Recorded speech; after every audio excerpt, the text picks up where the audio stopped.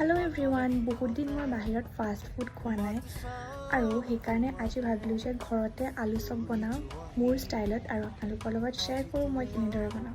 তিনিটা আলু লৈছোঁ আৰু অকণমান নিমখ দি বইল কৰি ল'ম। তাৰপিছতে বেচন, ৰাইচ ফ্লাৱাৰ, অকণমান হালধি দি এইখিনি এটা বেটাৰ বনাম।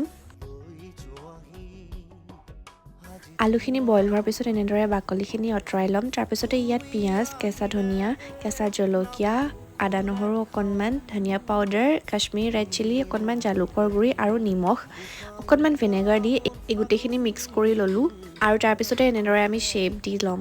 শ্বেপ দিয়াৰ পিছত বনাই ৰখা বেটাৰটো ডিপ কৰিম আৰু তাৰপিছতে ৰাস্কিট বিস্কুটৰ মই গুড়া লৈছোঁ যাতে ক্ৰিস্পি হয়।